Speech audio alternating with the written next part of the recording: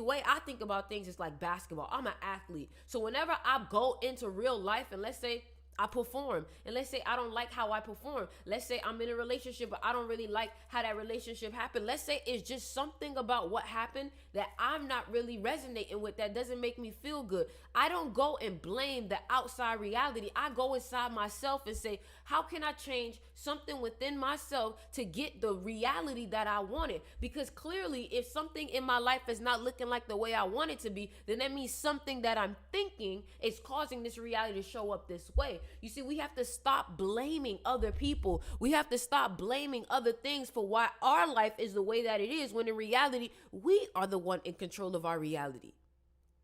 You see, in Coach Carter, you see, I told y'all we're going to be talking about athletics. In Coach Carter, they said, our fear is not that we are inadequate. Our fear is that we are powerful beyond measure. And I have a feeling a lot of y'all have not been tapping into that next level because you're afraid of the success. You're not afraid that you're not going to make it happen because you know that you're able to do that. And that's the thing. When you know, then this becomes your reality. When you know that you're going to be successful, when you know it, you already know that it's a part of your reality. It's basically like having a memory of something in the future. Because think about it. There's really no such thing as time. So a lot of y'all be having moments where you're like, dang, I feel like this happened before. And it's like something that's happening for the first time, but it feels like a distant memory. That's because you always knew that you was going to be where you are. So a lot of y'all already know where you're going to be, but you got to understand the only reason that's stopping you from getting there is your own fear of your highest self. You be afraid to show out. You be afraid to go big. You be afraid to level up. You be afraid to take that risk and bet on yourself. And the crazy thing about it is that you don't be afraid to lose. Because we all done lost. We all done felt an L before. But y'all be afraid to go bigger. And the reason why you be afraid to go bigger is because of the side effects of what comes with success. You see, me, you, and everybody else subconsciously understands that success has its goods and its bads, its pros and its cons. But you got to realize that that sacrifice is what makes people become successful because they're willing to take it on. You see, when Kobe Bryant decided that he was going to be one of the best players in the world, he knew that certain people wasn't going to resonate with him anymore. He knew certain people wasn't going to resonate with him anymore. Hold on, let me let everybody know we on live. I'm already starting, and I ain't let people know we on live. Boy, they going to get mad. Boy, they going to get mad. I already started. I ain't let nobody know I'm on live. I ain't posted. Sheesh. But, man, listen. I feel like the biggest thing that we need to understand is that you got to prepare yourself for the level of difficulty that you're going to face when it comes to your success. That is what you have to do. It's not that you're not capable. It's not that you're not able, my love. Quite honestly, you're more prepared than you've ever been. Quite honestly, you're more prepared than you ever been. But what you have to understand is that in order for me to have these different levels of championships and success and the things that I want, I have to be okay with not being understood. Are you hearing me? You have to be okay with not being understood. That means that even Michael Jackson, even Michael Jordan understood that they want to be great. So that means that they're going to be going to the gym more often than most people. And that's what them and other people don't relate anymore. And that's what you have to understand. Certain people will not relate. Certain people will not relate to the level of greatness that you have committed to. And you have to be okay with that. You see, but you don't have to subscribe to the idea that it's lonely at the top. You see, it's only lonely when you're getting to the top, in my opinion, because once you get to the top, you start to see that there's other people up top there with you. And then you start to resonate. You see, I was on the phone today. I was on the phone with Vaughn. And, you know, Vaughn 2Cut on YouTube. And I was talking to her. I was like, man, it feels good to finally be around people who understand what I do and what's going on. You see, that's the thing. You want people who are not where you want to be to understand you and where you want to go. It don't work like that. How can you expect someone to understand someone they never been?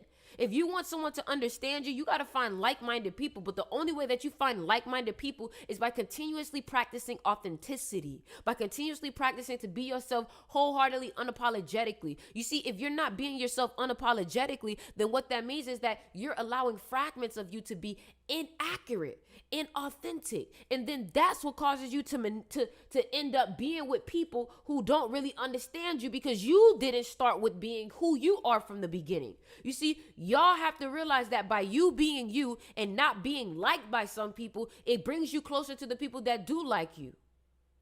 So by you continuously saying, nope, I'm like this, nope, I'm like this, you're going to get through people faster. But the fact that you keep maneuvering and acting like the people that you're around is stopping you from finding your most authentic people. Because every time you get around people, because you want to be liked, because you're afraid of being alone, the reason why success can be lonely is because that loneliness is what breeds success. That loneliness is what breeds drive. That loneliness is what breeds these type of things. You know what I'm saying? So what you got to understand is that loneliness is what gets you closer to yourself. That loneliness is what gets you more clarity about where you want to go, where you want to be, and what you want to do. So you worried about loneliness, not realizing that loneliness is where you cultivate your best art. Let me say that one more time. You're worried about loneliness, not realizing that loneliness is where you cultivate your best art. That's where you cultivate your best art. So why worry about, oh, but if I go down this path, this and this and that? Like, my love, you got to understand there's a sacrifice for everything that you want. There is a sacrifice. Every time that you want some new clothes, what do you sacrifice? You sacrifice money. Every time you want to hang out with friends, what do you sacrifice? You sacrifice time. Every time, you're always sacrificing something. But you have to ask yourself, is what I'm sacrificing worth what I'm getting? You get what I'm saying? Is what I'm sacrificing worth what I'm getting? Period. Because you're always going to be sacrificing something. That's just what it is. You're always going to be sacrificing something. But again, it's about, is what I'm sacrificing worth what I'm getting? Okay?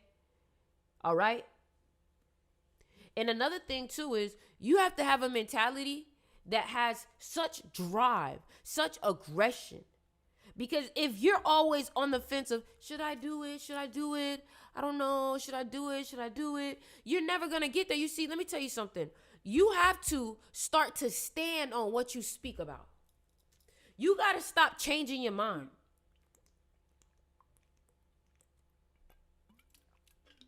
And you got to commit.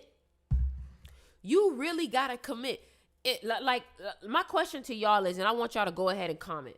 What are you committed to?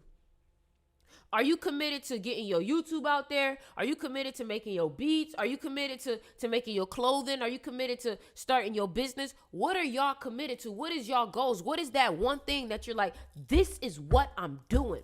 This is what I make happening. This is it. Because if you keep committed to different things in different times and switching and flopping, you can't expect things to actually work out, because in order for you to be successful, there needs to be a level of consistency. There needs to be a level of consistency. You have to be working on what you, and I've been listening to Kobe Bryant. I've been literally watching his interviews. Kobe Bryant says that as long as you're getting better 1%, at least a minimum 1% every day, over time, you will naturally become a master at what you do. Somebody say, I don't know, I'm burnt out right now. See, because that's what you have to understand, is that there is a journey to mastery. You see, if you're burnt out, that's because you're only doing one aspect of it. Do you understand? Rest is one of the biggest aspects to success and to growth. In order for your muscles to really form the way that they need rest. Rest is where ideas also come from. If you ever listen to the interview with Nicki Minaj stated that her best ideas happened when she got out of the studio. So a lot of y'all could also be overdoing it and overstimulating yourself, not realizing that that is a psyop for people to make you think that everything is about work hard. There's a thing about working smart. And what we have to know is that you cannot push yourself because you think that that's the best way to do it.